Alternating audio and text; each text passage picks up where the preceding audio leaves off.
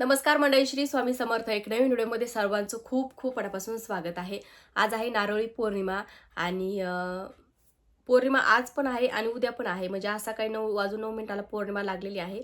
तर उद्या ती सकाळी 9:49 ती संपन्न आहे. म्हणजे उद्याची तिथी पण ग्राह्य धरली जाते, कारण ती सूर्याने बघितलेली आहे त्यामुळे. आणि आज पण पौर्णिमा आहे, तर आज सर्व महिलांनी सत्यनारायणाची पूजा करायची आहे. तर सत्यनारायण कसा करायचा काय त्याचा व्हिडिओ आपल्या चॅनलवर आहे. तर सत्यनारायण आज करायचा, उद्या उपवास पकडायचा आहे. आता आज उपवास पकडला तरी चालतो, पण आज नाही पकडणं झाला तर उद्या पकडू शकता. म्हणजे उपवास उद्या पण पकडू शकतो आणि सत्यनारायणची पूजा आज नाही झाली तर उद्या पण तुम्ही करू शकता.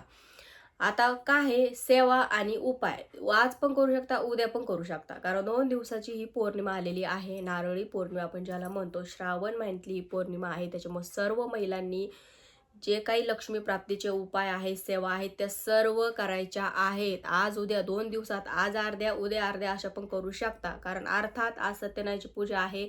बऱ्याचशा महिलांचे स्वामींचे गुरुवार सुरू आहेत, सेवा करायच्या. आता म्हणजे एका दिवसात इतका लोड होत नाही. मग उद्या पण तुम्ही काही उपाय सेवा करू शकता. कारण उद्या आहे वरद लक्ष्मी व्रत. त्याचबरोबर उद्या रक्षाबंधन पण आहे. बऱ्याचशा महिलांना आपल्या भावाला राखी बांधण्यासाठी गावी पण जायचं आहे, किंवा कोणाचा भाऊ घरी पण आपल्या येतो राखी बांधण्यासाठी. म्हणजे हे 2 दिवस खूप जास्त महत्त्वाचे आहेत. तर तुम्हाला लक्ष्मी प्राप्तीच्या ह्या सर्व उपाय सेवा करायच्या आहेत. सर्वप्रथम आपल्या सकाळी उठून आपला दरवाजा स्वच्छ पुसून उंबरठ्यावर हळदीचं लेपन करायचं. माता लक्ष्मीला आपल्या घराकडे ते आकर्षित करत असतं. त्याच्यामुळे उद्या हळदीचं लेपन करा. स्वच्छ दरवाजाची पूजा वगैरे स्वच्छ करून दरवाजाची पूजा वगैरे करून घ्या. पंचोपचार आपलं देवघर स्वच्छ करून घ्यायचं. देवांची साफसफाई वगैरे, वस्त्र वगैरे चेंज करायची. त्याचबरोबर आपल्या देवांची देवपूजा वगैरे झाली की तुमच्या घरामध्ये श्रीयंत्र असेल तर त्याच्या कुंकुमार्चनची सेवा करा. माता लक्ष्मीला खूप जास्त ती सेवा आवडते. 16 वेळेस श्री सूक्त म्हणून तुम्ही कुंकुमार्चन करू शकता, किंवा माता लक्ष्मीची 108 वेळेस नाव घेऊन त्याने सुद्धा कुंकुमार्चन तुम्ही करू शकता. श्रीयंत्र नसेल तर आणून घ्या. तुमच्याकडे जर श्रीयंत्र नसेल तर आता श्रावण महिना सुरू आहे आणि ह्या महिन्यापेक्षा जास्त पवित्र महिना. त्याच्यानंतर विष्णू सहस्रनामाचं पठण करायचं आहे. त्याच्या विष्णू सहस्रनाम वाचन झालं की व्यंकटेश स्तोत्र वाचायचं. आता ह्या सेवापैकी तुम्ही कोणत्याही सेवा करू शकता, असं नाही की सर्वच करायच्या आहे. तुमच्या वेळेनुसार तुम्हाला वेळ असेल तर पूर्ण सेवा जर केल्यात अजून चांगलं. जर नसेल वेळ त्याच्यातल्या कोणत्याही एकतरी सेवा नक्की करा. त्याच्यानंतर तुम्हाला तुमच्या घराचा उद्या उतारा करायचा आहे. मुलांवरून मुलांचा उतारा करायचा आहे. बघा, आपल्या घराला नजर लागत असते, आपल्या घरातल्या व्यक्तींना नजर लागत असते आणि असे उतारे केले ना आपण तर आपली नजर दूर होत असते, नजर निघत असते आणि आपल्या घराला कोणाचीही निगेटिव्ह वाईट दोष किंवा वाईट दृष्ट लागत नाही. तर काय करायचं आहे तुम्हाला तुमच्या घरावरून, बघा आपण अमावस्याला उतारे करतो, सेम पौर्णिमाला पण सेम तसे उतारे तुम्ही करायचे आहेत. तर तुमच्या घरावरून तुम्ही मोहरी, पिवळी मोहरी, आपण ज्याला पांढरी मोहरी म्हणतो, ती मोहरी घ्यायची. तुमच्या घरावरून त्याचा उतारा काढायचा आणि ती मोहरी जाळून द्यायची. फेकून नाही द्यायची, जाळून द्यायची. म्हणजे जाळून दिल्यावर ते पूर्ण उतारा घराचा निघून जातो.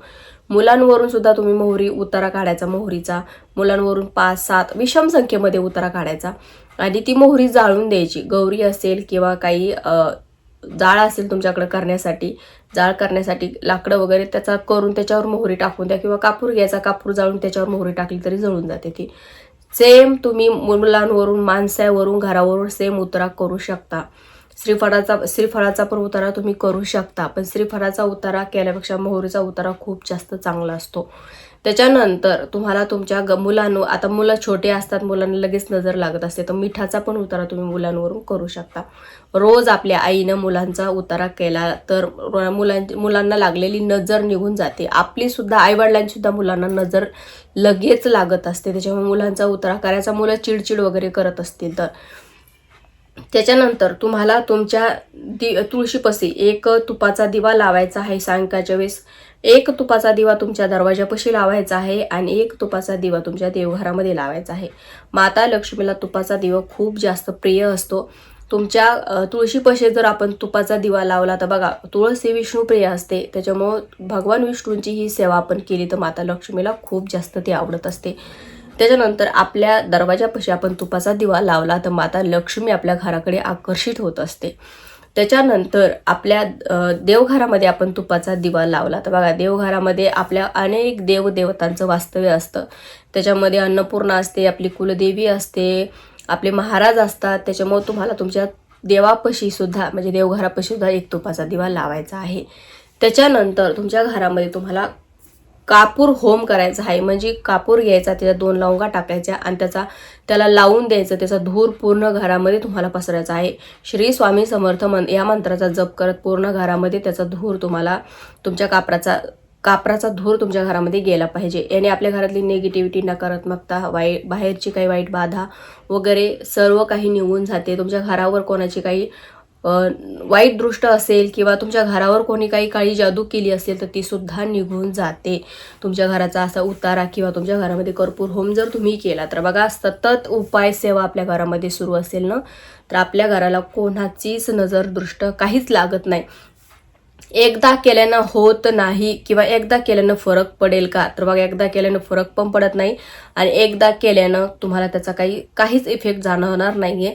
तुम्हाला सतत वारंवार येणाऱ्या अमावस्याला, येणाऱ्या पौर्णिमेला, येणाऱ्या सण वार व्रते काही जे आपण करतो त्या प्रत्येक चांगल्या दिवशी तुम्हाला तुमच्या घराची नजर, वास्तू दोषमधली नजर, सर्व काही तुम्हाला, मुलांची नजर, सर्व काही काढायचे आहे. अमावस्या पौर्णिमा अजिबात चुकू द्यायचा नाहीये. तर हे सर्व तुम्हाला करायचं आहे. वाटलंच तर तुम्ही बघा, आता आज पौर्णिमा आहे आणि उद्या पण पौर्णिमा आहे. माता भगवतीची सेवा म्हणजे सर्वात उच्च कोटीची सेवा, दुर्गा सप्तशतीचा पाठ तुम्हाला करायचा आहे. बघा, आपण किती सेवा केल्या, किती उपाय केले ना, आपल्या कुलदेवीची सेवा केल्याशिवाय आपल्याला दुसऱ्या सेवेचं कोणत्याच फळ मिळत नाही. त्याच्यामुळे होईल तेवढं तुम्हाला आपल्या देवीची सेवा करायची आहे, आपल्या कुलदेवीची.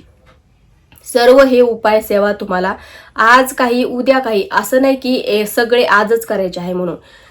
आज काही आणि उद्या काही, 2 दिवसात पण तुम्ही करू शकता. बघा, आपल्याला माहिती आहे की खूप जास्त लोड असतो कामाचा वगैरे, आपल्याला सर्वच काही करायचं असतं. असं वाटतं हे करू ते करू, सर्व करायचं असतं. पण ठीक आहे, वेळ आपल्याला एवढा पुरत नाही. दिवसभरात आपल्याला सगळं घरातले कामं वगैरे सर्व करून करायचं आहे. त्याच्यामुळे आज काय करा, उद्या काय करा. उद्या पण दिवसभरातून तुम्ही कधी करू शकता, आज पण दिवसभरातून कधी तुम्ही करू शकता.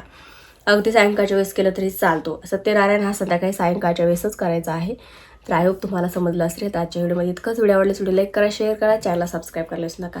झालेली सेवा श्री स्वामी समर्थ महाराजांच्या चरणी, परमपूज्य गुरु माऊलींच्या चरणी रुजू करते. श्री स्वामी समर्थ.